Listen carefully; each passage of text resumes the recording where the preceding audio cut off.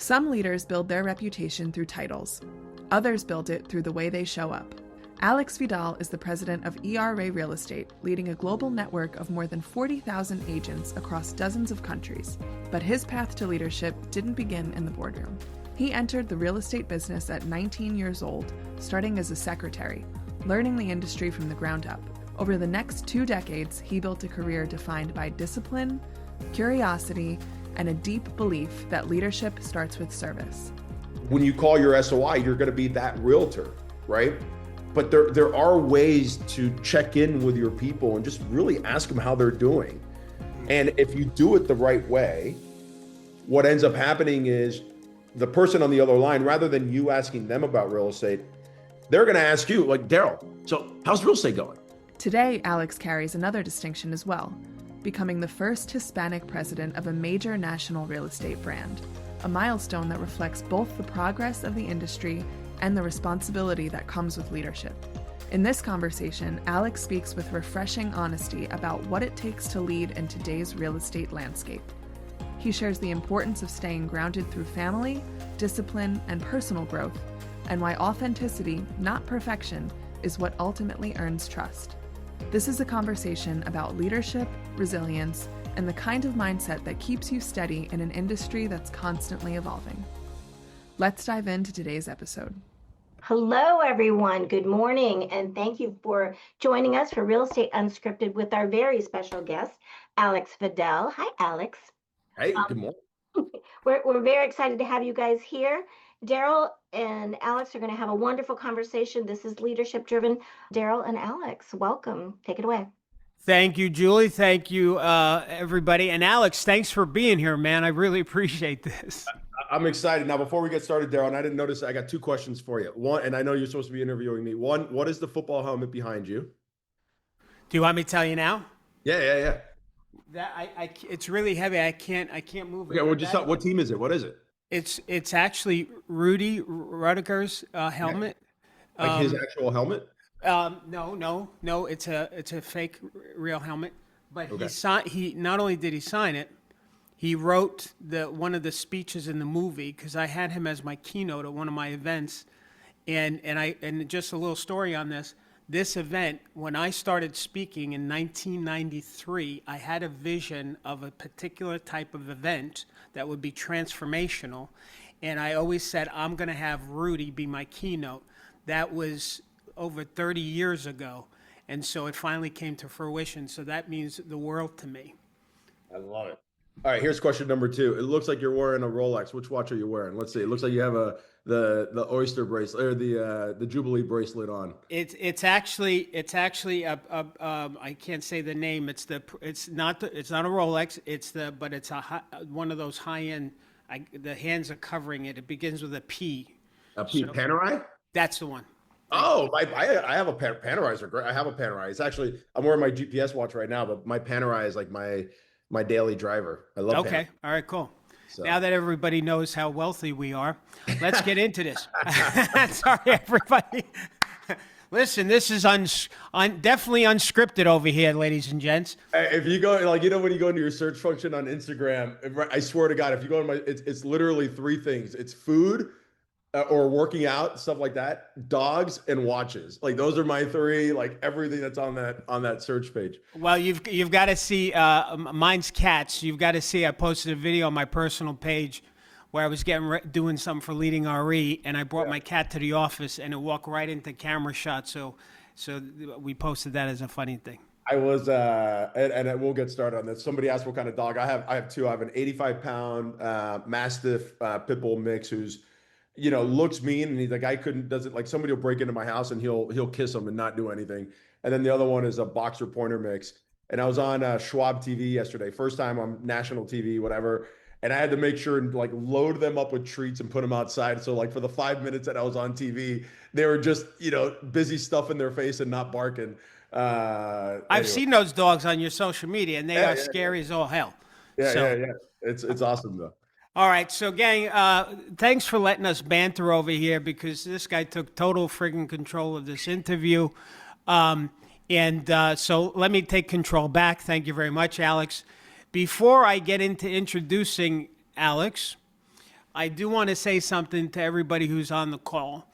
You know, we have a mixture of leadership and we have agents as well. And so for those, I want to talk to the agents just for a second. I say this on every one of these, is that I always believe that an agent is a business within the business. You've got your broker who's running the business, but you're a business within that umbrella. And so I'd like you to listen to this conversation as your own business owner. How can you adapt these concepts that Alex will share with us into your personal business? Yeah. So that's how you'll get the value.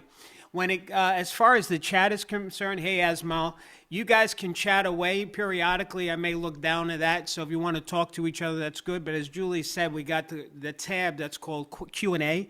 Put your questions there. And about 40 minutes into this, we'll read your questions. Let me introduce to you who Alex is. Alex is the president of ERA Real Estate, which, by the way, was my first client when I started speaking back in '93. Oh, really? Yeah. And so you've been there in that position since June of 2023, 40,000 agents, 2,300 offices, 35 countries. But the real amazing and proud thing is he's the first Hispanic president of any major national brand. And we're going to talk about that a little bit. 26 years, real estate career. He started with one of my favorite companies, the Kai's Company, as a secretary at the age of 19. I don't know if you know this, Alex. I got into real estate at 19, but as an agent, not as a secretary. Yeah. So maybe I was up on you at that age. So Darryl, you know what's super funny about that? My son, who's 28 now, so I've been in the business 28 years. I try to buy an investment property a year. He just moved to Dallas. He got licensed. Of course, he's my realtor. So he asked me yesterday, he's like, hey, he goes, how was it for you starting out as an agent? Like, what was your first year like? And I was like, I kind of came in backwards because I was a secretary and then a recruiter. And then I became a sales coach to brand new agents getting into the business, because at the time they opened an office right across the street from me. And I told Roger, who was the broker owner, I'm like, Roger, like, put me in the office. I've already put all the agents in there. Make me the sales manager. Okay. And he goes, we can't make you the sales manager. You've never sold real estate. So here's what we're going to do. We're going to make you the sales coach. Okay. To brand new agents getting into the business. And I was like, but okay, so I can't manage the office because I've never sold real estate, but you're going to make me the sales coach to the brand new agents getting into the business. He's like, yeah, they're brand new. They don't know what they're doing anyways. And so I had a leg up in the fact that, I was coaching for a year, all these people on how to do real estate. So by the time I got into it, like I had a head start, but yeah, so my path was a little different than a little backwards. Well, hey, listen, it also worked for Tom, and he's doing really well, and he's never been licensed ever. So there you go. Yeah. All right, let's see. What do we got? Career span. So the Kai's Company, Prudential, ERA as a VP, president for 6 years at Related ISG, Coldwell Banker, regional VP. So boy, just all over the place. Such a breadth of experience. Yeah. Became a father at 19 too, which is, I can see why that's a motivator. Now, this is a part of your success or your story that I almost don't like, and that is you're an Ironman triathlon finisher. So you're really into working out and health. I don't care for that too much in my personal life.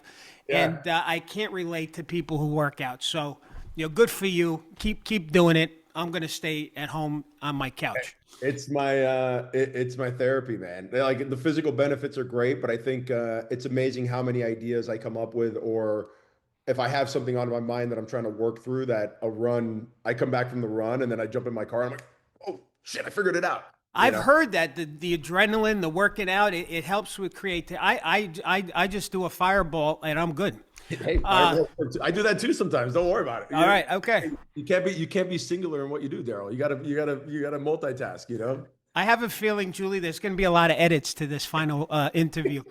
Okay, because we're talking about everything, but other than focus, you guys, focus. All right, here we go. We're going to start with the questions now. So, Alex, you started at 19 as a secretary, a teenage father trying to build a life for his family. Take us back to that moment. What did you see in the industry that made you believe that this could change your life. And I know you said you went backwards. So tell me how that beginning was for you. I didn't see anything in the industry. What happened? It was a paycheck. It was actually a job. Okay, so long story short, I was 18, got my girlfriend pregnant, had my son at 19. I was a camp counselor, needed a real job. I was never really a big school guy. I did like half a semester in college, but I was working full time and needed to be a father full time. It just didn't work out. So dropped out of college and just focused on my career.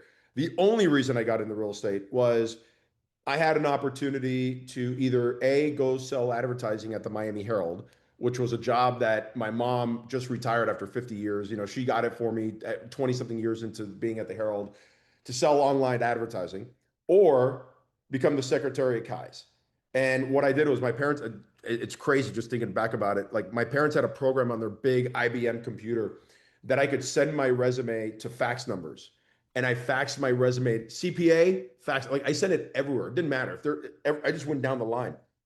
And the only reason I took the job with Kai's as Mike Pappas's secretary was because it was a job that I got on my own. And, you know, when you get a girl pregnant at 18, you have your son at 19, you don't think very highly of yourself at the time. Like you kind of think like, shit, did I mess up, et cetera. And so I figured if I messed up again, this was on my own. Like it was just something that I would mess up. Whereas if I took a job with my mom and I messed up, it would reflect on her. Got it.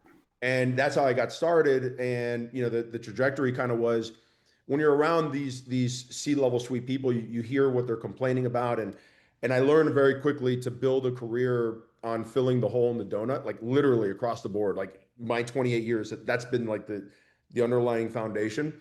And Mike, who you've had on your podcast, would always talk about how, man, we're hiring 70 or 80 agents a month, but we're losing 70 or 80 agents a month.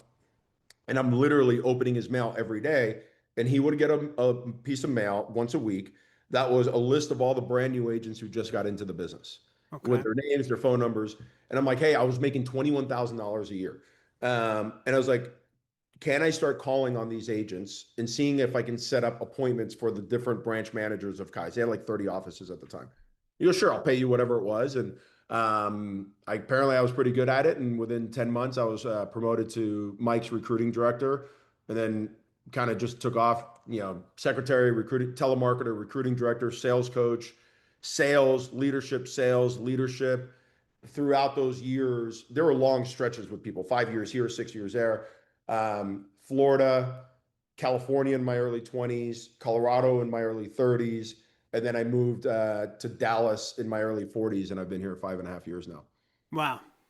Yeah. You know, but I want to highlight for our listeners that, you know, what I just heard, which is really awesome, is the entrepreneurial spirit that exists there for you at that age. Like you saw this problem of recruiting and losing the same amount. You see the mail, you see this list, and you created from nothing a job for yourself that sets you on the path to sitting here and us having this conversation today. So that's pretty amazing. And I want just to highlight for everybody listening is to look at your business that way. Where can you be thinking like an entrepreneur and be different from other agents? Where can you create opportunities for yourself like Alex did in that story? So that was awesome. And you know what the crazy thing is, Darryl, now at this point, you know, with my own coaching program that I've done, I put over, 30,000 agents through it with Coldwell Banker and ERA and even related back then. You don't have to do a lot. And this is going to sound so silly, but like you really don't have to do a lot to distinguish yourself from the other realtors, right? It is amazing to me, and we can go down whatever rabbit hole you want. How many agents would rather go door knocking, okay, than they would pick up the phone and check in on somebody in their sphere of influence, right? It's like real estate 101. It's the hardest, easiest thing you can do. Absolutely. Like, we can get into AI. We can get into all that stuff. Like we can do all that. And that's cool. We can go down those different rabbit holes, but you really don't have to do much to separate yourself from your competitors. I think the NAR stat is the average consumer knows 12 or 13 realtors, something like that.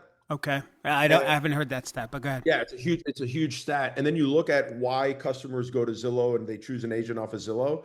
And the reality is, if agents just did what mattered most, which was create a deep, meaningful connection with their client, Mm-hmm. where shit, you probably taught this too, and I did back in the day. You know, we were taught to teach people, or we did it ourselves, to call people in our sphere of influence and ask them, you know, who do you know that may be interested, or actually started with, do you know of anyone who may be interested in buying or selling real estate? Right, right. And it was like, oh, the psychology change. We can't do that because that's a yes or no question.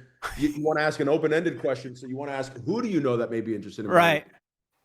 And realtors, especially those that have been in the business a long time, we've been conditioned that when you call your SOI, you're going to be that realtor, right? But there are ways to check in with your people and just really ask them how they're doing. Mm-hmm. And if you do it the right way, what ends up happening is the person on the other line, rather than you asking them about real estate, they're going to ask you, like, Darryl, so how's real estate going? Right. And then all of a sudden, when the customer has invited you into the conversation, their wall is down because they invited you in versus you inviting yourself to the party, right? It's just a different animal, but it's hard, but it's easy. Well, what you're saying is there's the difference between doing real estate and being real estate. And doing real estate is like, let me find, the right strategy, the right door knocking piece, the right script. Whereas what you're talking about is just being in relationship with people, connecting with them, just talking to them, and kind of just show up and focus on that connection. So, I mean, that's what I heard as well, what you said. Here's a great question for the audience. If you know that the average consumer knows 12 realtors, so you look at your phone, there's all these people in your phone, and each of them know 12 to 13 realtors. If you were to ask yourself the honest question, am I their clear favorite out of the 12 or 13 people? Your answer is, I don't know.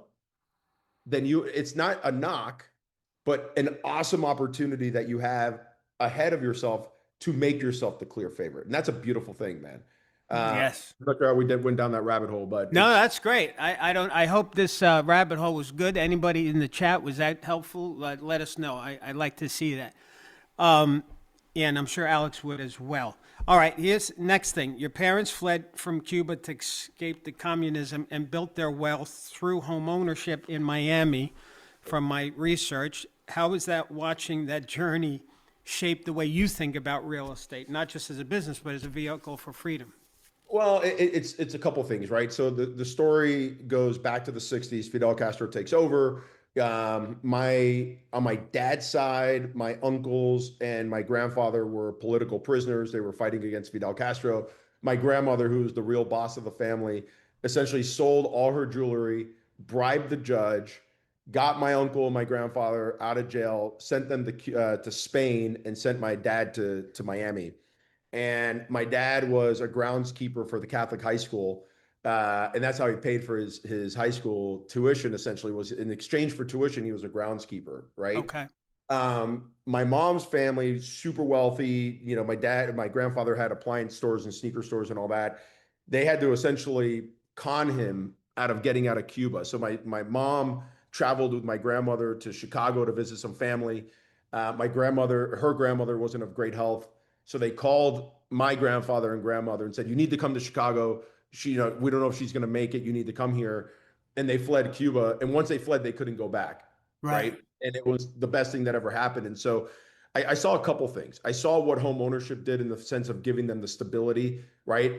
They've been in the same home since I was 7 years old. So 41 years. They bought it for like $100,000. It's probably worth close to 3 million now because it's on the water and on, in Miami and stuff. But it also taught me, interestingly enough, when I speak to my dad, when I was moving from Miami to Dallas, right? I asked my dad, I said, if you can look back on your career, we're talking about crying. I may get emotional. We're talking about, like, I may get emotional thinking about this. I go, what's the one thing that you regret that you wish you didn't do? And he said two things. He said really one, which was, he was an engineer. There was an opportunity for him to go design this big bridge in Tampa, right?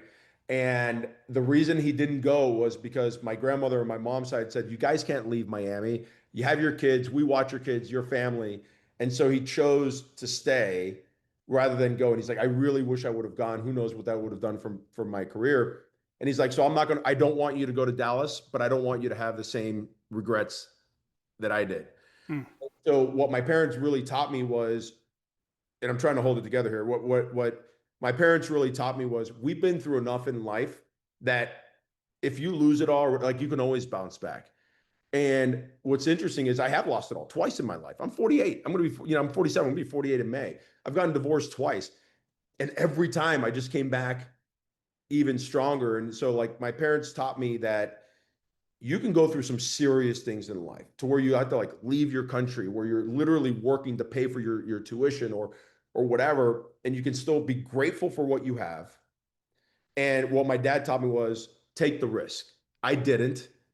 Take the risk, because if you take the risk, you're going to be okay. Because we're Vidals, we have grit, we can bounce back from anything. I know it didn't really answer the home ownership piece. No, that's okay. You is an honest answer. But now I need to ask you this: is that going through those divorces, what was that like for you? Like, how did you get through that? Because that's a hard thing for people. Yeah. So the first time, listen, when my girlfriend got pregnant at 18, I did the right thing. We got married, and you should never get married at 18. Like, that's not a good thing. Got divorced. We actually lasted 6 years, which was amazing. And then a few months later, I got divorced, met my ex-wife now, and we were together for almost 20 years, right? So we were together for a really long time. And that one was hard to get through.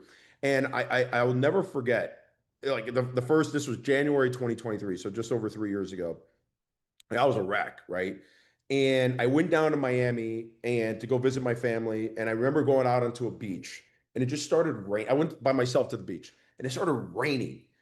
And I just sat there, and I just remember, like, looking up, like, I almost felt like this is, and I believe a lot in energy, and I believe a lot in people's frequency and the vibe. And you walk into a room and you either have a tidal wave of positivity or a tidal wave of negativity. And I just remember, like, this just being washed of everything. It's really weird. So I came back, I wrote down on a vision. I just remodeled my house, but I had on my living room wall, which is right next to my left, I had 2 vision boards, right? And well, I started with 1 and then ended up 2. And on that vision board, I was like, okay, what are the things that I'm feeling? I need to rebound from my finances, because divorces will do that to you. I need to rebuild my social circle, because most of our friends were through her and through tennis, right? I wanted to figure out what I wanted to do from a goal perspective.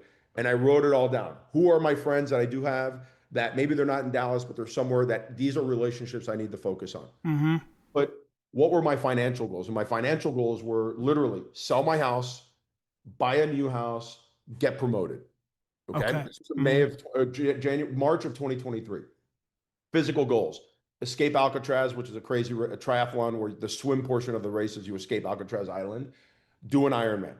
And then I had other, stuff that I wanted to do. And I literally every day, when you're going through that stuff, you kind of ask yourself sometimes, like, what am I doing today? And I looked at that board and I said, if I don't know what I'm doing today, I'm going to do something that gets me closer to those goals. And when I had a lot to do, like when you're being pulled in different directions, like, hey, let's go do that. Let's go do this.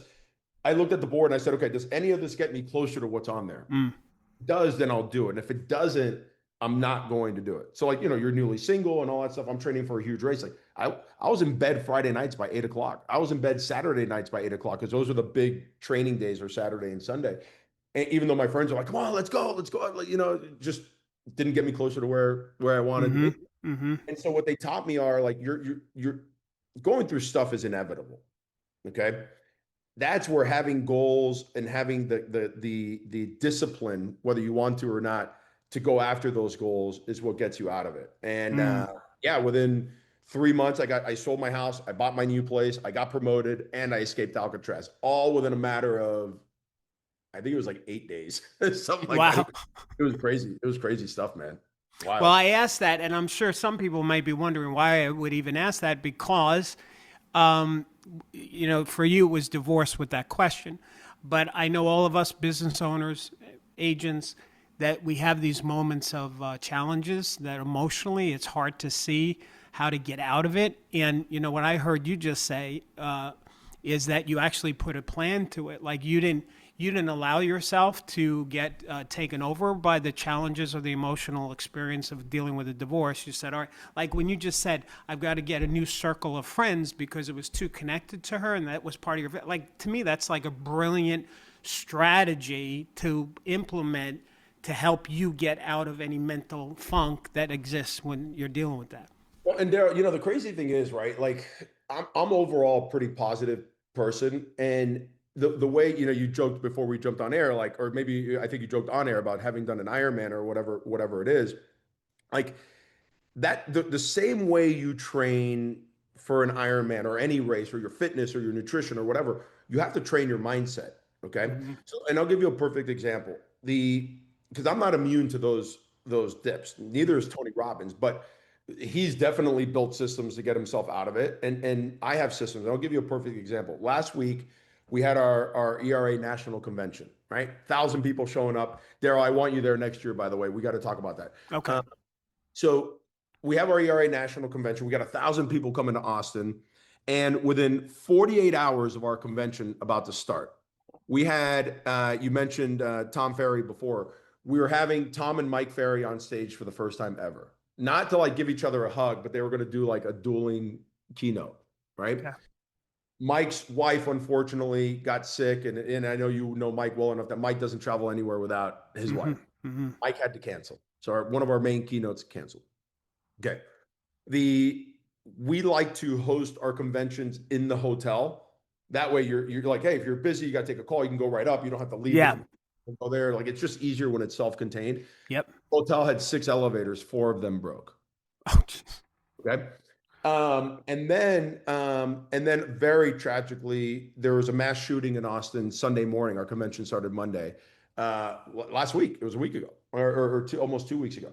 And, or no, I guess it would be 2 weeks ago. And, you have everybody about to fly in, learning about a mass shooting that happened half a mile from our hotel. I woke up Sunday morning to having learned already about Mike, having learned about the elevators, and then learning about this shooting. And I was in a funk, man. Like I was like, mother effer. I could not believe after all the immense effort that went into this, we're dealing with this. And so I went to my control. We talked about working out, like for the mental. I went for a run because running is where I get my clarity. And I went for a run, didn't do anything. I came back. I was still like, wow. Okay. So I put in my heavy metal music. I went to the gym and I lifted the heaviest weights. No rhyme or reason. Like it wasn't like I take Sundays off from doing stuff. Whatever I can find. Like how much weight can I put on the bar? I'm going to lift it. And then like after 20 minutes, I'm like, oh, okay, I'm back. Let's go. Okay, good. So I share that with you because, you're never going to be immune to stuff happening in your life. You have to have systems in place, and I could share with you what I kind of do, but you have to have systems in place that help you so that when you do encounter the negative, you're not in a funk for a week or a month or a year, matter of hours, and then you can bounce yourself back out of it, right? And a lot of that is gratitude and exercising and stuff like that, but we can talk about that too. But if you're facing adversity, and you will, and you want, like I love facing adversity because when I face the adversity, when I have a win, the win is just much sweeter. Oh man, yes. If you win all the time, like there's no fun in that, right? And actually, if you won all the time, there's no distinction that it's even winning. Like what I've said this before, like if we didn't have hot water, there wouldn't be cold water. It would just be water. It's the distinction. If we didn't have night, we wouldn't have day. If we didn't have joy, we wouldn't, or sadness, we wouldn't have joy. So yes, we should accept or embrace to some extent when things are not going well, because like you just said, it makes it sweeter. Yeah, absolutely. Well, this is some real profound stuff. I hope people are taking notes, because what I also heard in what you just said is to have, number one, being human means you're going to have funky days. You're going to get depressed. You're going to get upset, whatever the case is. And even the greats have that. Nobody's happy all the time. But the second thing is, how quick do you bounce back? Yeah. Some people, they don't bounce back quick enough, and maybe that's because they don't have the tools to help them. So what's the tools? Like my son, he does telephone sales, and he kills it. He fixed six-figure kid, blah, blah, blah. And his thing is every morning he gets on his phone and his Instagram, and he looks for motivational speeches, faith-based. He's very close to our faith. And so he sets that's a tool that he uses to keep his head straight in the game. So everybody should have some tools. You've got the working out, the running, all right. So, and the other one's gratitude too. So and this is something I learned. There's a great TED Talk by a guy named Sean Aker, ACHOR. Yes. It's called The Secret to Happiness at Work. It's a 12-minute TED Talk. It's hilarious. It's raunchy. You should watch it. If you haven't, it's great. But he talks about gratitude and about how, gratitude can rewire your brain. And he talks about writing down 3 things for which you're grateful for every day. Wait a second. I want the power agents to hear this, because now not everybody on this call is a power agent, okay. But what he's now sharing, Alex, is why we do our Monday wins of the week. It's from Sean Aker, what he's sharing specifically. Go ahead, Alex. So here's how you take it to the next level. What I did was I was writing down 3 things for which I was grateful for, but then I'm like, all right, I'm going to start writing 5. And every day I would write down 5 things for which I was grateful for. The key to it is to not repeat yourself. Like, I'm grateful for Starbucks today, but I don't, even though I may be grateful for Starbucks tomorrow, I'm not going to write it down. Right. And so it initially started with 5. And then one day I was the nail, not the hammer. And I wrote down the 5 things for which I was grateful for. And I was like, man, I really don't feel much better. So I just kept writing and writing and writing and writing. And I got to like, Darryl, literally 25 things on this sheet of paper that happened to me that I was grateful for. And I wasn't paying attention to, because I was paying attention to the one thing that had happened to me. So from that moment forward, I made a rule, and now it's a 5, 10, 25 rule, that on great days, I wrote down 5 things for which I was grateful for. On bad days, I wrote down 25. So I had my boys doing this, and my now 19-year-old son came to me and said, well, hey, Daddy, I have a question for you. On great days, we write 5. On bad days, we write 25. What if I have an okay day? And I said, well, Aiden, what do you think? And he goes, how about 10? And so the rule, and we coach this in ERA, is like 5, 10, 25 things for which you're grateful for. And the key is pen to paper. I have a pen to paper. Here's why. There's psychology with what's called endowment effect and loss aversion. I love psychology. Endowment effect is the principle that once you own something, you place a higher value on it versus something you don't. And we all experience that in our business. Sellers. Every seller thinks their home is worth more than what it actually is because they raised little Timmy in the house. And, the next family is going to be able to raise their little Timmy. And, oh my God, they're going to live the best life. So you pay an extra 50 grand, right? Loss aversion is the principle that once you own something, the power of losing it is 2 times stronger than the power of a gain. The question becomes is if we place higher value on something that we already own and and the power of losing that is stronger than a gain, how do we gain ownership of things? So if you notice in stores, they no longer have the please do not touch signs. You just don't see them anymore. They want you to touch, because what psychology has taught retailers is the more people touch things, the more they take ownership of it. So really take ownership of your gratitude is literally a pen. Yeah, you could do it in your phone, but when you write it, a pen to the paper. And interesting, Darryl, this is a study they should do. I would love to see the cancellation rate of contracts before dot loop came in. Like when we literally had to meet with a customer and a customer had to sign at the bottom of every single page. Yes. Whatever. And then sign the contract, because I guarantee you those cancellation rates were lower than they are today, where somebody doesn't even know what they're signing. They're just a click. Because once you sign a contract, they're already thinking, oh my God, I own this home, right? Like they're taking ownership of it. So if you're going to do the gratitude and you really want to take it to the next level, write it down, because it'll give you the ability to, to like just take ownership of it. Oh, and pro tip. Okay. Let's say Darryl's my buyer. And Darryl tells me one of the key things he wants is a house with a really big yard, or maybe he wants an outdoor kitchen because he loves smoking brisket and ribs and all that stuff. And I know this in advance. I already looked at the photos. I'm going to be showing Darryl property today. And if I go to 123 Elm Street, that's got a killer outdoor kitchen. Well, what I'm going to do is I'm going to follow Darryl outside with my phone. Okay. And as soon as Darryl, what does every man do when they go to an outdoor kitchen? Without fail, They open the damn grill. Yeah. Single time. You want to have your camera out. Take a picture of Dale as he's opening the grill. What happens is later on, you'd be like, hey, today was a really great day looking at the properties. I appreciate your time, whatever you're doing, your follow-up. And you text them that message. Okay. You would be shocked at how that gets you over deals. The one house I bought with my ex-wife before we moved to Dallas, we saw it right after a hurricane. So it was all boarded up. So it was super dark. It had dark wood floors. It had green walls, but it was sitting on a 49,000 square foot lot in Davie, Florida. And I remember we walked out to the yard.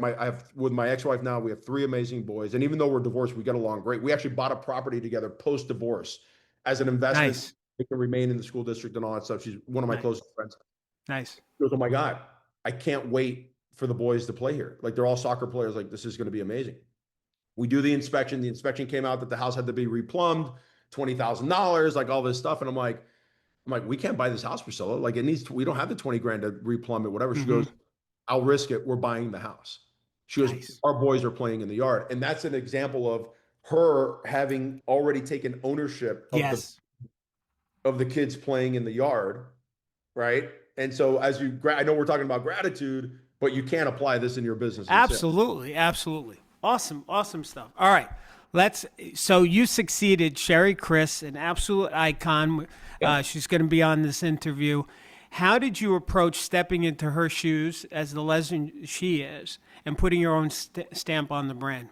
Sure. So listen, Sherry's an amazing leader. I really don't worry about what my predecessor did because it has no bearing on how I lead, right? So what I did initially and immediately was I have a way of leading. My way of leading is the agents are the boss, okay?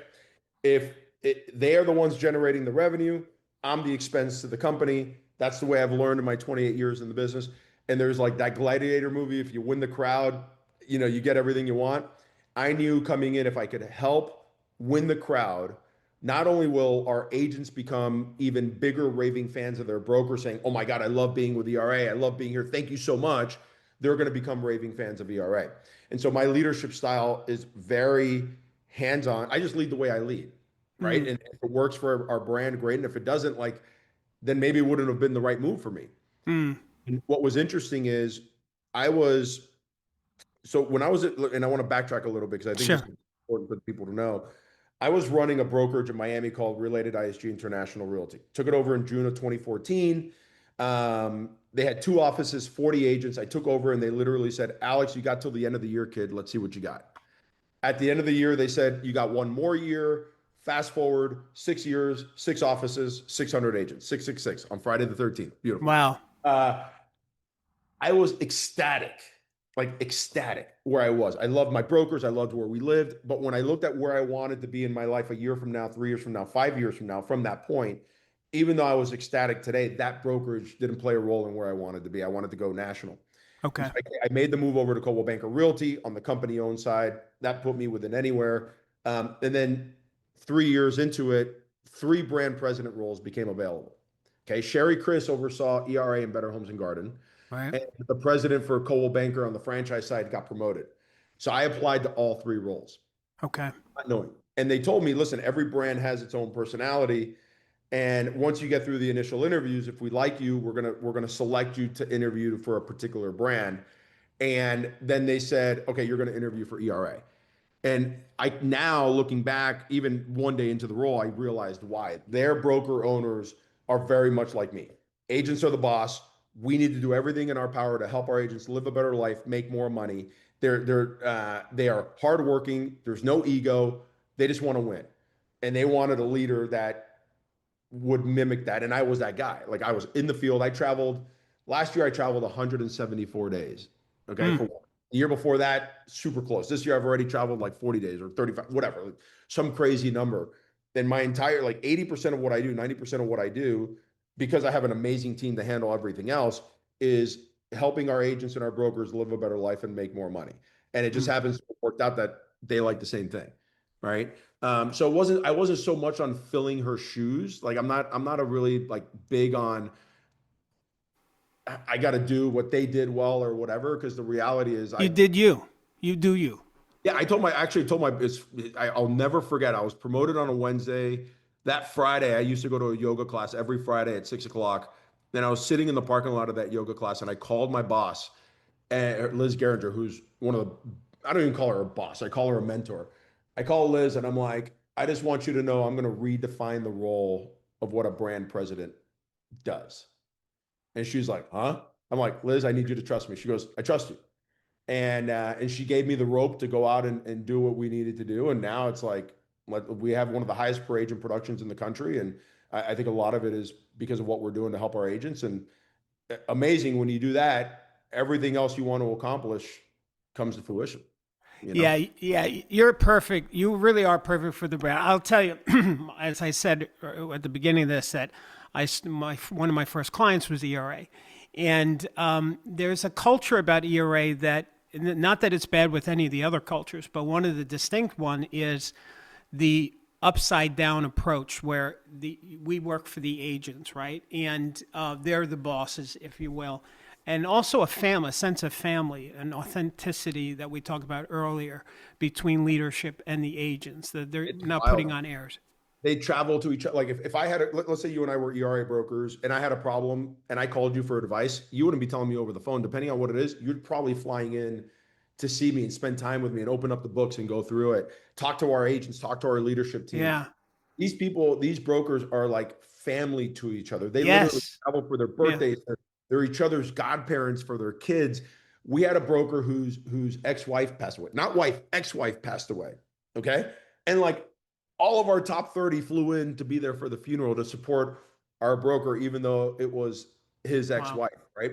Like it is unlike anything I have seen. And what was super interesting is with Fuel last week, we sat with our National Advisory Council, which guides us on everything that we do. Like I don't come here and say, hey, this is what we're doing. I go to our NAC and say, hey, we're thinking of doing this. What do you think? And they guide us. And we had to come to them and say, hey, how do we handle the Austin situation? Do we let people know that, whatever? How do we handle the Mike Ferry announcement, et cetera, et cetera? And this morning I got a call from one of our brokers just saying, I know you always get a lot of stuff, like you don't always get the great calls. I want you to know that was one of the best fuels we've ever had, if not the best fuel. And he's been brand 30 years. The brand rallied around all the stuff that we encountered and not only made it a non-issue, they made sure to pour into the conference even more. Yes. It was like the ERA brand is on fire. The value of an ERA franchise just went up. We're back, baby. Like all this stuff. Right. And it was because of the group that we have. I can't speak for the other brands. I have no idea, but I know not many people would take all the different stuff that we faced and actually turn it into making it, one of the best conferences we've ever done. It's interesting that you said that. And this is a teaching moment for everybody too, because we had something happen, a very small thing this morning on my team. And it put the team in a bit of a trauma mode, which honestly I created. And but what happened though is similar to what you're saying, and this is like this. I don't think this is in corporate leadership books, but in adversity, that it can coalesce and bring the team closer together, almost like an exercise of let us come together, let's rally, like a bonding exercise from a trauma breakdown situation. Which is what happened at your event too. So that's just awesome. Awesome. Listen, Darryl, there's a lot of things we can't control. And like there's times where we may be going through a decision on the corporate side, on the back end. And, what I tell our team all the time is there's very little that we're going to say. Once we hear about it, there's very little we're going to say that's going to change it at all. So rather than sit here and complain about it, let's actually get involved. Let's be a part of the guiding process to make sure that when it does take off, it takes off successfully and we can be a part of that success story. So for the broker owners or the agents that are watching, we encounter things every day that are completely out of our control. Mm-hmm. Why even there's absolutely no reason to spend time complaining about it. Right. Your entire energy should be focused on, if my complaining about it's not going to change it, then what can I do to get involved to make sure that things pan out the way I want to at least control the narrative and have it pan out. That happened in the conference. It's happened in other things. And that's just how we run our brand is we're not I'm going with the current. I already know it. Like, I'm not going to try and swim upstream. That's way too hard. So then I'm going to actually double down and then actually get more involved so that I can control the process and try to make it turn out the way I want it to turn out. And at All the end right. of the day, like, dude, it's real estate, man. Like, we're not curing cancer. We're not going to die. Like, it's okay. Yeah. Yeah. All right. So now I got to ask you, because it's segue into this, and then we're going to go to questions, which, by the way, gang, so I'm going to ask Alex this one question, and then we're going to go to your questions. So I'm looking at the list here. And so, gang, if you just anything, if it's inappropriate, then I'll just delete your question. but write something. If you got a thought, I want to know the inappropriate question. I know you do. That's why I have to delete it so you don't read it out loud. For gosh sakes! Now, if you were talking to other leaders, brokers, and you were going to say or write a book on saying, here's the 3 leadership tools, techniques, strategies, attitudes, whatever, like 3 tips that you think helps you be a good leader. Well, that's a good one. 3 tips for being a good leader. Okay. Number 1, nobody cares how much you know until they know how much you care. And so one of the things we do, like, there's nothing that I ask my team to do that I'm not willing to do myself. Okay. Right. So just as like we tell our broker owners to call recruits and do this and do that, like, I make more recruiting and retention calls than probably anybody else. Like, it's actually one of my favorite parts of my job. So if you're going to ask somebody to do something you're not willing to do yourself and actually prove it that you're willing to do it, you're not a good leader. You got to be willing. Servant leadership is the way to go. Number 1. Gotcha. The other big one that I've learned is and this is probably the biggest, the higher you go up, the lower you go, meaning the higher you go up, the more your job is to make sure the people that are on your team, that you're doing everything in your power to help those that are on your team to make their job easier. Okay. So I have bi-monthly skip level meetings with my team, one-on-ones with my team. Right. So I have 2 direct reports, one that handles everything regarding our existing franchisees, and then the sale of ERA franchises. On the sales side, I skip level Frank, and I meet with our sales team every other month, one-on-one. Now, they can call me anytime. Everybody in the company, everybody, employees, agents, brokers. If I've ever spoken to you, you have my cell phone number, not a burner phone, like my legit cell phone. I'm on Fuel on stage in front of 1,000 people. I flash my cell phone number on the big, I'm here to help everybody. So that goes back to that whole thing. Like, I'm willing to do anything I ask my people to do.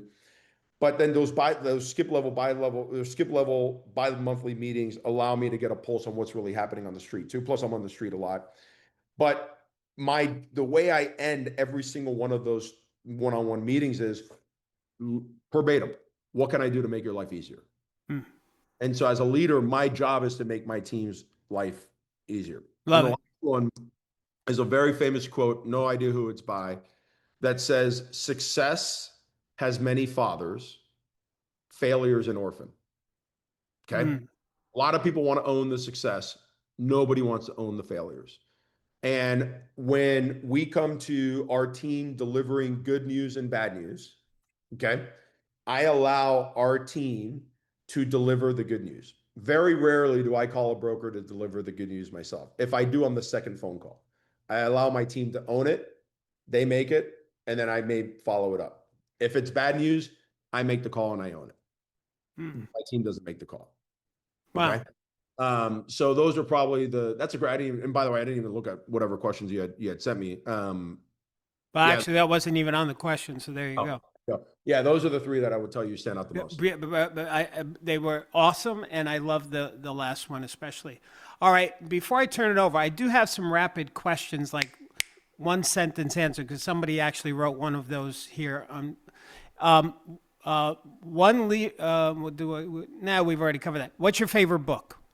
Never Split the Difference by Chris Voss. If you Never Split the Difference by Chris Voss. Chris Voss was the lead hostage negotiator for the FBI. If somebody had 4 hostages, he couldn't say, hey, kill 2, give me the other 2. His goal as a negotiator was to get the 4 out. I've read that book, no lie, probably 7-8 times. Wow. I have a section of Cliff Notes in my phone. That book will completely change your life. Wow. For your kids, if you're for your significant other, if your dating life, your real estate life, never split the difference. Okay, very good. Thanks, Sarah, for putting that there. I'm a little disappointed you didn't say how to become a power agent in real estate in my book, but that's all right. Number two. That's number two. No. See, no, you missed it. Too late now. All right. The next one is your favorite movie. Did you star in any movies? That was, ooh, you didn't miss a beat there. That was perfect delivery, perfect timing. No, I didn't star in it. I was in the Toxic Avenger, but that was a long time ago. So there you go, Toxic Avenger. I'm not really a big movie guy. I think one of my favorite TV series. Okay. I loved. Interestingly enough, I never watched it until this year or late last year, and my girlfriend was like, "Have you ever watched Game of Thrones?" And I was like, "No." And I got into Game of Thrones and like binge watched it on the planes. Awesome. At night when I don't want to talk to anybody. Loved Game of Thrones. Thanks to my girlfriend. That's awesome. All right. Your favorite expression. Oh. Favorite expression. LTFS. Life's too effing short. Love it. Okay, that's great. All right, we're gonna go to the questions now. And by the way, my favorite series I'm watching right now is on Netflix. Yeah. It's an old one, but it's called Turn, and it's about the spy, George Washington during the Revolution, his spies, the spy ring on how we helped win the war. So it was a documentary? No, it's a movie, a series. It's not a documentary. It's how many seasons? 5. I got like 3 episodes left. I can't wait to find who wins the war. But is it based? It's not based on real life. It is. It's based, but there's some creative aspects to it. But it focuses on the spy ring with the spies that we had against Britain. It's very, very fascinating. Great acting. I'm fascinated by how things work. I love documentaries. Like those are some of my favorite things that just educate myself or watching documentaries and stuff like that. Actually, there's a great not documentary called it's a number. It's a date. It's like 11/22/63. It was the assassination date of John F. Kennedy. Okay. For a reason this was filmed a while ago and it's making its way back onto Netflix now. And it talks about, it's like a Stephen King where this guy travels back in time and tries to avert. Yes, I saw that. I saw that. It's coming back though, right? Because that's old. I did see that, and it awesome.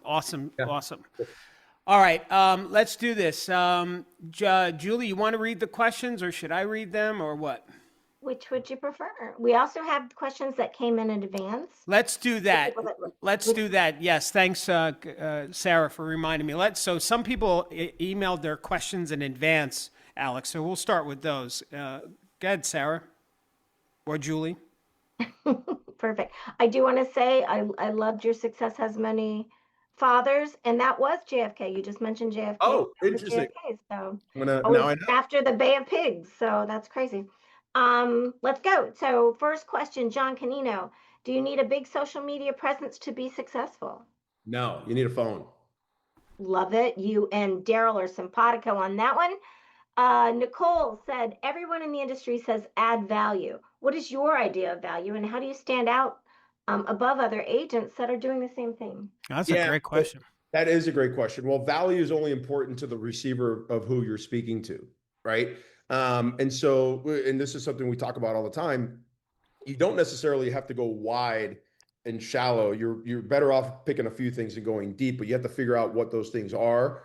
And so like as agents, let's call it listing agents, buyer's agents, there's 1,000 things that we can do that, to get a real estate transaction done or get a home sold faster, make more money or whatever it is.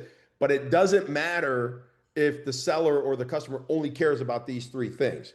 So your best way in adding value is making sure that whatever it is that you do hits what is important to them. So let me give you an example. Darryl, you and I joked off screen before this started about how I learned more with marriage counseling, even though it led to 2 divorces. It helped me get almost every single listing that I was in front of. And it was about understanding that, one, setting the stage. And so like if I was meeting with you as a seller, it was very simple. Like 3 things, one of 3 things is going to happen today. Like we're going to partner together and that's a beautiful thing. you may decide to not partner with me, and that happens rarely, but it happens. Or I may decide I may not be able to take your listing. And one of those three things is going to happen based on what your expectations are and whether or not I feel like I can exceed them or whether you feel I can exceed them. And so, like, in order to determine whether I'm valuable to you or not, we need to have a conversation about what your expectations are. And if your expectations, if I feel that I can meet your expectations and exceed them, then I can have a conversation on how what I do is the value to what you're trying to accomplish. So value is an abstract thing. You got to figure out what the customer wants, clarify it. Like if somebody says they want their home sold fast, what's fast to them?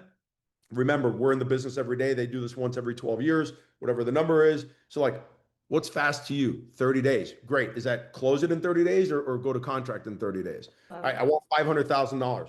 Awesome. How did you come up with that number? Like, you start to understand how they got to whatever it is. Never assume. And when you're done and you tell me, hey, listen, you've told me you want your home under contract in 30 days, closing 30 days after that.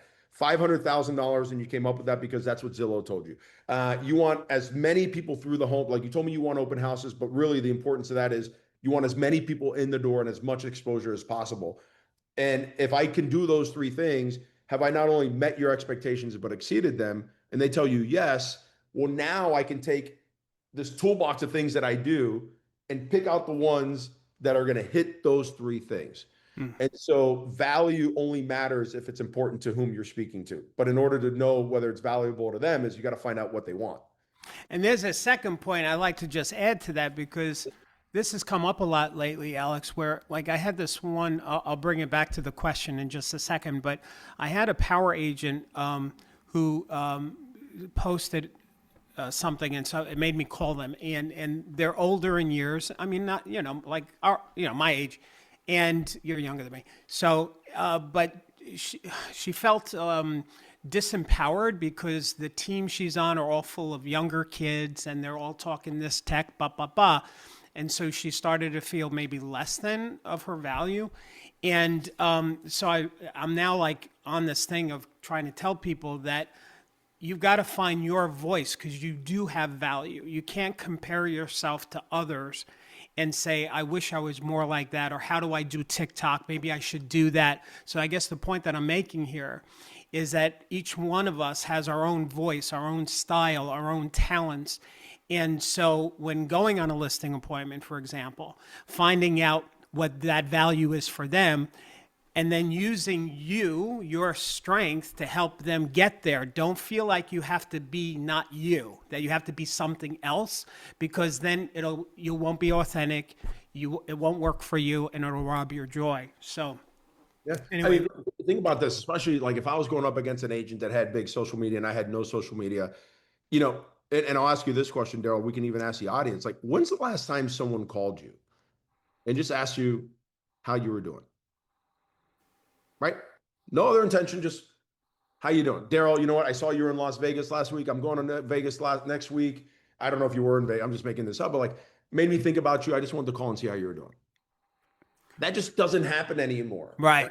And so like that is something that if something's big on social media, I guarantee you they're not making that call. No. And that call is worth 1,000,000 times more than somebody getting a bunch of views from who knows where with people that are never going to transact with them. I totally agree with that. Totally agree with that. Okay. A bell we can ring for that. I like that. All right, Jules, next question. Next, Michael, how do you build a system to recruit agents? Ooh, that's actually not as hard as you think. Okay, so here are the 4 ways I love recruiting agents. I think I think I'm good at 2 things, and I try to have a team that helps me with everything else. And that's recruiting and coaching. From a recruiting perspective, in this order, these are the best 4 recruits you can call. Number 1 are the recruits that have been referred to you by other agents in your office. If I can call Darryl and say, hey, Darryl, we need to meet. And Darryl's like, about what? And I said, well, Julie doesn't leave me alone she's not going to leave me alone until you and I get coffee together. So we need to meet. Okay. That's much more powerful than if I'm calling Darryl, say, hey, Darryl, you're a great agent. I'd love to talk to you about ERA. All right. And we can get further into that. I mean, I don't think I have a hard stop at the top of the hour. You may. No, I'm fine. So if you wanted to keep going, we can. So that's the number one type of recruit. The second type of recruit you want to call are your co-op agents. Okay. The third one are agents who have left you. And then the fourth one are intentional cold calls, meaning I live in Old East Dallas. I want to grow my market share in Old East Dallas. I know Darryl specializes in that market. And so I'm going to target Darryl with a conversation that is saying strategic, like, Darryl, we need to meet about what? Yeah. You are absolutely crushing it in Old East Dallas. You have more listings than anybody else. We want to make a play in that market. So we want to make you our horse on there and go that route.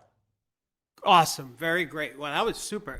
Just that second one. What was the second one again? Because I think I want to ask So you have agents who have been referred to you by other agents in your office. Co-op agents, the ones that yeah, co-op. What do you mean by co-op? Yeah, meaning like Darryl, you're under contract with Julie. He's with another company, and so you're my agent. You're the co-op. Okay, got it. Okay, that was the agents who have left you, and then the strategic cold call. And if you want to know, you can build like recruiting referral systems. Meaning, hey, Darryl refers me Julie. I hire Julie. Darryl gets cut in on the action on some way, shape, or form. And if you want to ask your agents, just ask them a very simple question. If you had to list your home with anybody that was not with your ex-brokerage, who would you list your home with? Right? And you'll get the good agents. Love it. What's that, Jules? I love it. Yeah, and one more thing for the leaders, just like you would tell your agents, like if your agents were like, how can I get more listings? What would you tell them, right? And then with that, you probably tell them you should have a chart. You should have something to track it, so that way you get motivated that every time you get an appointment, you give yourself a little star or something like that. So brokers and managers, whatever you would tell your agents on how to get listings and stay focused on that, well, your version of the listing is the recruit. It's the same thing. Different widget. Yeah, different widget, but it's the same process. All right, Jules, let's go to some of the live ones. We'll go back to the other questions in a second. I'm going to read Joe's. From your seat as president of ERA, what do you think the real estate industry must get right in the next 5 years? Oh, my seat there must get right. This is going to be the most boring answer because we've harped about it. All right, is the relationship, right? Okay. So if I look at the top 5 reasons why a customer becomes an online lead to somebody else, and if you don't mind, I'm going to pull up my notes on this. Sure. I think we have a brokerage that gets a lot of leads from one of our online portals, right? And I sat with them and I'm like, you guys are doing so much business in a major market. Why are people becoming your customer instead of, coming to you directly? And so I'm going through my notes. Here it is. Okay. Yeah, that's fine. Go take your time. Number one reason why somebody becomes an online lead, they don't know anyone in the market. Number 2, they didn't want to upset anyone in their sphere of influence. Those 12 or 13 people, nobody was the clear favorite. So they went ahead and became an online lead and dealt with a stranger and just didn't tell anybody that they know that they were transacting. They wanted privacy, and their friends not knowing their personal business was number 3. Number 4, speed. The fact that they can submit Redfin, Zillow, whatever you name it, and within 30 seconds, they're going to have somebody call them. And number 5 was they didn't want to bother their realtor. Okay. So when I look at why customers are choosing to become an online lead versus use their realtor, the thing that we can get right is by making sure our customers feel comfortable enough and becoming the clear favorite so that none of this other crap happens. Wow. Yeah. Wow. That's an article right there. That what you just said. That's brilliant. Wow. Yeah, that's a good idea. I'm going to ask my team to help me with that. That's a good one. Yeah, that's a great. That's an article you need to write, man. That's awesome. Okay.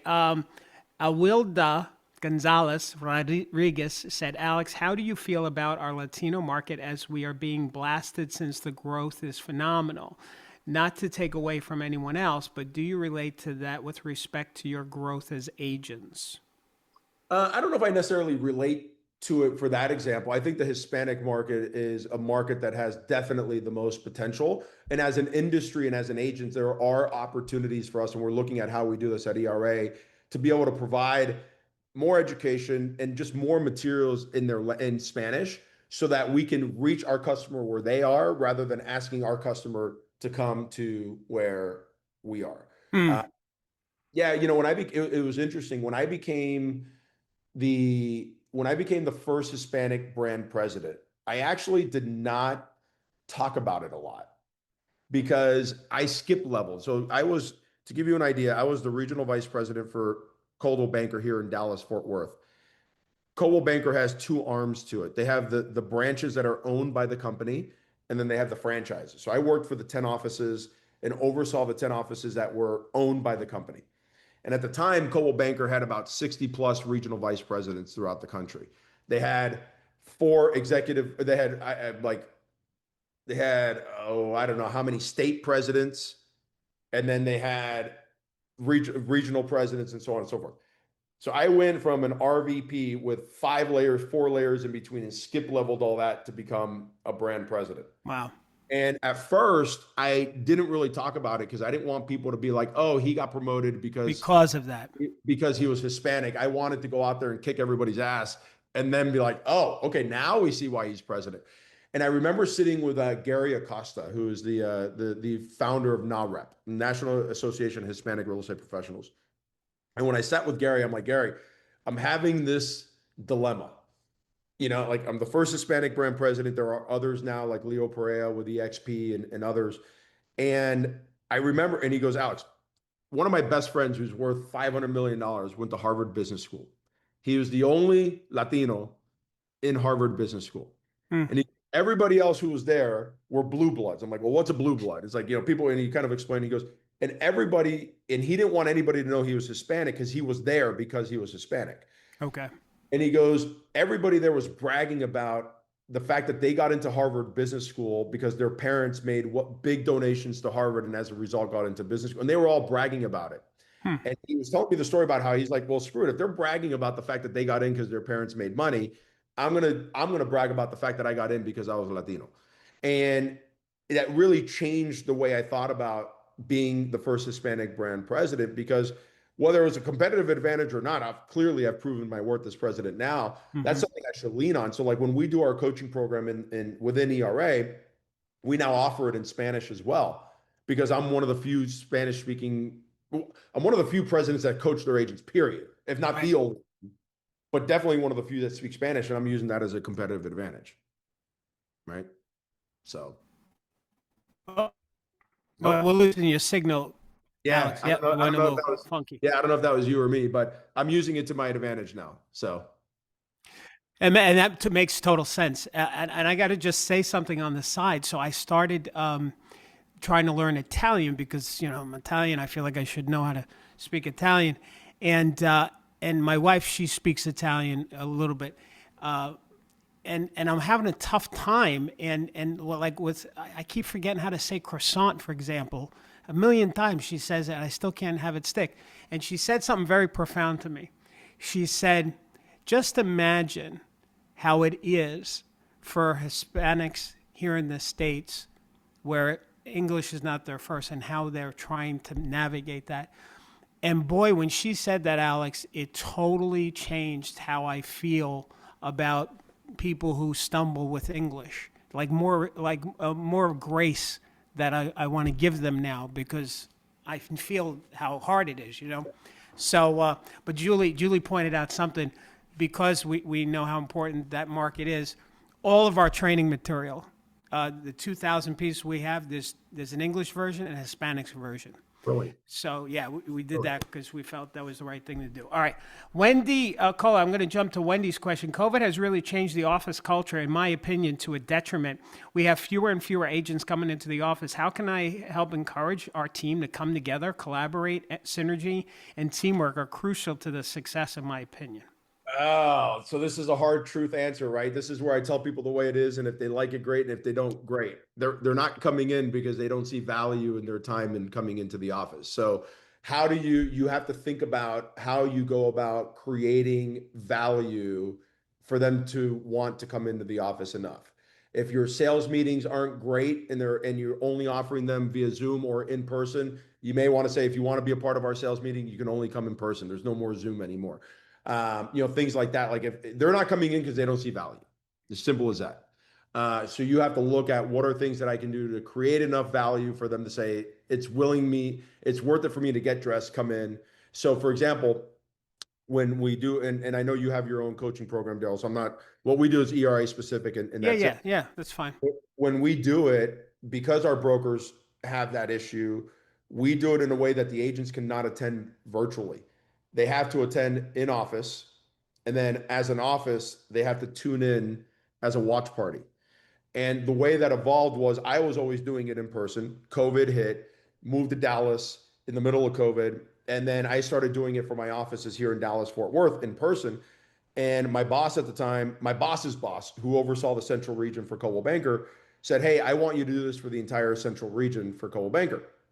And it was like, "Greg," his name's Greg Rand. I'm like, "Greg, I can't.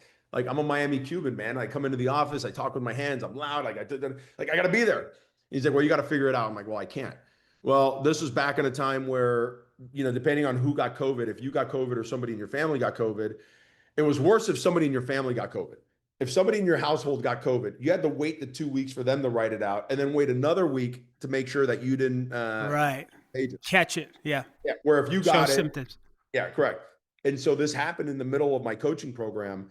And I remember telling one of my offices at the time, I said, "Listen, do this. I was going to show up there Wednesday anyways. Just set up a camera in the front, have them come in, and I'll just do it like if I'm standing in, like if I'm like a hologram almost in the front." Right. But I remember calling Greg and saying we figured it out, and we launched. And the first time we launched, we had 81 offices in the we had those 81 offices for Coldwell Banker in the central region sign up. Then we had the next round, we opened it up to the country, and we had 230 offices for Coldwell Banker signed up, where the agents had to come into the office and then as an office tune into us as a watch party. And we had 200 plus watch parties across the country. That got because the only way you could attend is if you attended in office, and it was something of value that got them in. So you have to start thinking about, what am I doing that is going to be of value, that's going to make it enough for them to want to get dressed and come in. Yeah, and just to highlight on that too, for Wendy and anybody else that found that valuable, is that's an example of breakdown equals breakthrough. Like, because of COVID, you had to until that, you couldn't figure out how to make it happen, but now you were forced to do it, and you turned a breakdown into a breakthrough, and now it's part of your whole process.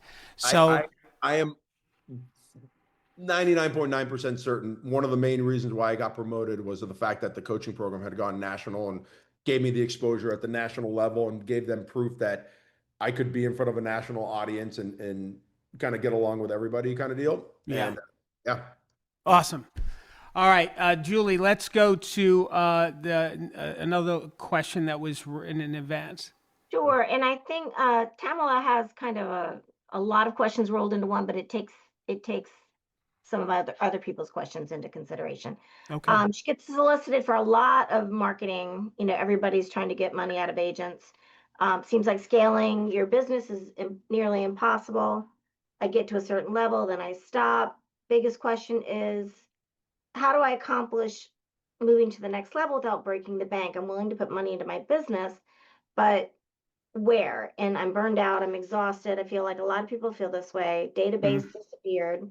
I'm stressed out. I'm trying to choose tools that will work, but I'm having a hard time. I'm not tech savvy. Yep. Got it. Okay. That's a 30,000 foot view. You want to live a better life and make more money. And what I do is, hey, Darryl, do me a favor. Can you just say something so you pop up on my screen? Because when I have it on speaker view. So just say, "What's up, Alex?" So it shows me view, and at least I feel like I'm talking to you because Julie has her face off. What's up, Alex? Okay. All right. So here's what I would coach an agent on in that particular scenario. Number one is the easiest path to taking some things off your plate is hiring a transaction coordinator. Like that's real estate 101. There's really three things as an agent that you should be focused on. You should be focused on prospecting for more business. You should be going on listing presentations, and maybe you should be showing buyers property. And I can handle that one in a second. Okay. But at a minimum, you need to be hiring a transaction coordinator because you only pay them at closing. If it doesn't close, you don't pay. You're no money out of pocket. And what you can do is, if you're one of those people that are afraid to quote unquote give up control, which is never really the case. Usually somebody doesn't want to hire a transaction coordinator because when you do that, you're giving yourself the gift of time. And as coaches, Darryl, what do we do when people get more time? We ask them to go prospect more. What do they doing? They hate prospecting, so they don't hire help, and they mask it as they don't want to give up control. That's a very real truth. With that said, you hire a transaction coordinator. If you're afraid of things falling through the cracks, you should have a timeline of what is due and when and by whom. And you should be checking in with your transaction coordinator hey, this is what's due today in the morning. Make sure it's done. I'm going to check in with you by 3 o'clock. That way, if it's not done, you're building yourself a buffer that you can fix it in the event that they don't get it done. But transaction coordinator is the first way to go. The second way to go is to hire an assistant. Now, in hiring an assistant, I often get asked, well, can you give me the job description for the top agents and their assistant? Well, the reality is what you do and what you're good at and what you want to do may be completely different than anybody else. So my homework in that case is two things. Number one, figure out what you're willing to commit to financially a month, every single month for the first 6 months. You got to give something a 6 months try, because if not, then you're not really knowing whether it's working or not. So if it's $500 a month, that's $3,000. If you're willing to commit $6,000 to it, that's $1,000 a month. Then you back into, okay, how many hours is that? $15 an hour, $20 an hour, gives you how many hours you need. But then you got to figure out what the job description is. And the way you do that is every day for the next 2 weeks, just create a note in your phone, hate to do. And every time you're doing something that you hate to do, make a list, right? And in 2 weeks' time, you're going to have a job description, somebody that you can hire based on how much you can afford, based on how many hours. And that's how you save yourself the burnt end feeling to allow yourself to do what you do best, which is to focus on your clients and outsource the rest. Long story long, but the first path to that is hire a transaction coordinator. Got it. Wow, that was great. Very good. Next one, Jules. I love it. I'm going to combine more. Lots of people burnt out. How do I remotivate to get to my next level? Three questions in one. Yeah. So you can't make it about money, right? Yep. Money is a very fleeting moment. I remember when let's talk about the wealth that we talked about in the very beginning about watches. And I got promoted to brand president. I went out and I wanted to buy a Rolex like 10 years ago. And my ex-wife was like, how much is the Rolex? And I was like, oh, like 10 grand. And she goes, we can remodel a bathroom for that. And we ended up remodeling the bathroom. And I said, all right, when I get promoted, when I go national, my gift to myself is I'm going to buy my first nice watch. And sure enough, I went and I bought it. And I remember buying it and I wear it, right? And I'm going to pass my watches on to my son, to my 4 boys at some point. But like, it wasn't so much about buying the watch as it was the journey to becoming national. My Ironman, I put in 400 hours of training in 6 months to cross that finish line in 13 hours. Now, crossing the finish line, I bawled like a baby. It was an amazing moment. It's a very fleeting moment. You have to remember why you're doing what you're doing, and it's not the dollar income. And so the best example I can give was I was speaking to a group in Colorado Springs, and I asked somebody what their goal was. And their goal was, I want to make an extra $75,000 this year, $50,000, whatever it was. That's my motivation. I'm like, that's not your motivation. Like, what are you going to do with the money? You're going to save it? What are you going to do? She goes, she was a grandmother. She goes, I'm going to take my daughter and my granddaughter to Athens. Because one of my granddaughter's dreams, and I forgot why, is to have coffee in the morning in Athens, Greece. And I want to take my son and my grandson to the Colosseum because my grandson has seen the movies and he wants to walk the Colosseum. And I want to see his face when he walks into the Colosseum and just like thinking about the gladiators and the lions and the da-da-da and like all that stuff. She goes, so that's what I'm going to do with my money. And I was like, when you don't get out of bed in the morning, when you don't want to get out of bed in the morning, I want you to think about your granddaughter's face and having that coffee or that tea in Athens, or your grandson's face walking into the Colosseum. And so you have to figure out, it's not the dollar outcome. It's what does that allow you to do in your life? And how does your life change as a result of accomplishing that? And so how you find your mojo again and how you find your why is what you're going to, if and when you become successful, what are you going to achieve as a result? That's got to be the why. Awesome. Perfect. Julie, I'm going to read this Arcay's question that just came in. Mr. Alex. Yeah. What if you're new to the business? You don't have a sphere or a database. You're nowhere near getting a transaction coordinator or assistant. How do you get listings or compete with top producing agents? Oh, amen, baby. Let's rock on this one. I knew you would love that question. That's why I wanted to get it in there. Yeah. Who asked that question?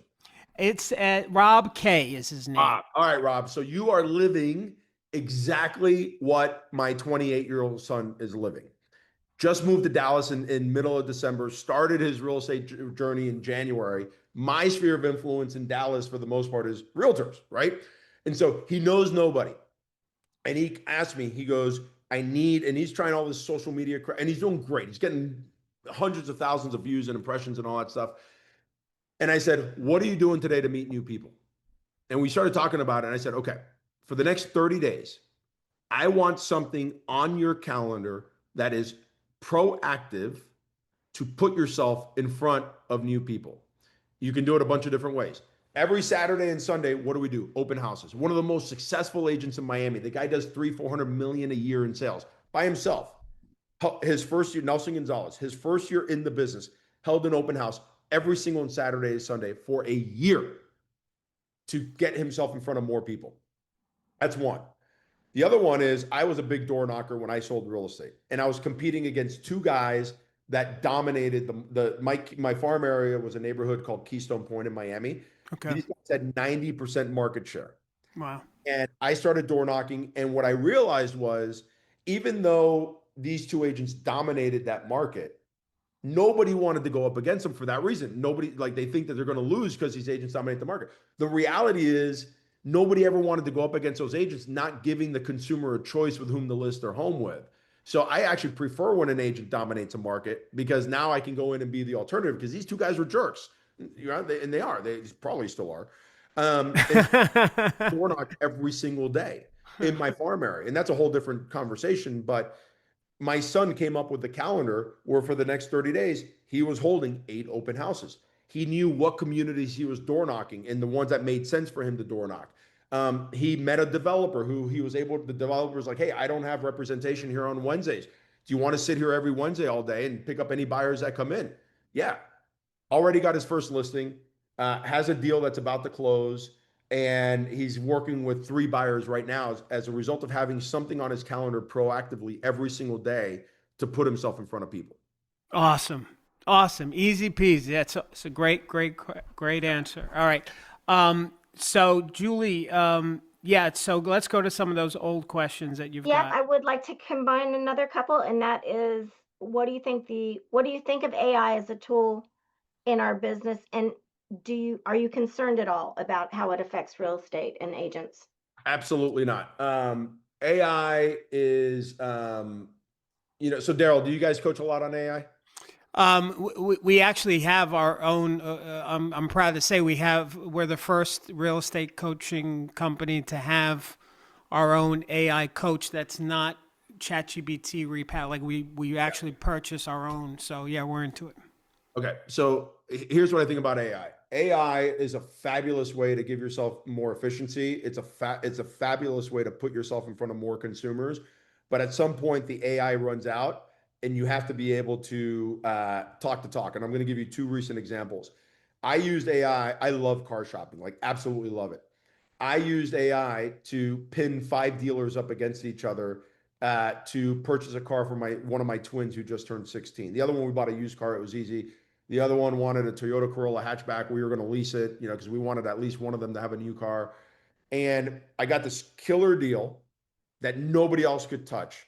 And what do you think happened as soon as I got into the finance office? Well, let's talk about the lease protection, and you need gap, and you need this, and you need that. And they tried to upsell you on all these other things. Yeah. To try to back out of the good deal. And I couldn't go to my phone and say, well, hold on a second. Let me look at my phone and see what it tells me. I had to rely on my own negotiation skill to walk through that process. And even as early as yesterday, as recent as yesterday, we have a really big deal that we're working on that is bigger than anything we've ever done. And I knew that finance and legal had some concerns with the deal complexity. I went into Copilot, dropped in everything I knew about the deal, and I literally instructed it to say, I need you to create a case for me that is written by Chris Voss, the author of Never Split the Difference. Okay. Knowing that in the lingo that the CFO of a large publicly traded company would understand, and help this make sense for me. And I kind of walked it through, and it literally gave me a case. And so I then had to get in front of our entire finance and legal committee and present that. Now, AI helped me build it, but I had to rely on my own skill set to present it. Sure. So AI is a wonderful tool, and we can spend another 2 hours on AI. to get in front of more people. You can use it so that Claude and Perplexity and ChatGPT can recognize you, and you have to understand how those AI platforms recommend you as a realtor. You gotta hack the system and do all that and learn how it can help you become more efficient. But as you do that, make sure you don't lose the ability to be face to face, belly to belly, palm to palm. Yeah, and I don't know if this question came from that, and we're going to come to an end in a second, but I don't know if that question came from NBC television spot where somebody, was it in Florida? I don't know where it was. Yeah, Cooper City. Tom Ferry did a video on it. Yeah. Oh, where he sold his own. Oh, that's good that Tom did. But it's like he still paid a buyer's agent. He still had to pay an attorney. Yeah. To his side, and more than likely undervalued his house. Exactly. That's exactly. I mean, anybody, because here's what I said, when he said he got 3 offers in 72 hours, I immediately thought, well, that's because you underpriced it. That's why. If you used an agent, that wouldn't happen because we don't, anyway. So right. I want to say something to everybody because they want this recording so bad. So Julie, can you put in the chat the link to the podcast so that way they can check it out in a couple of weeks when this will be launched. Plus they can see the other interviews as well. Or Sarah do that. And then if they want to follow me on Instagram or whatever, I'm pretty active on there. Give your information that you want. Yeah. Best way to reach me is Instagram. It's my last name and then my first name, Vidal at Vidal Alex. So the reverse of my name, last name first and then first name. Got it. All right, cool. All right. Is there any other questions, Julia, that are pressing, or should we bring it to a close?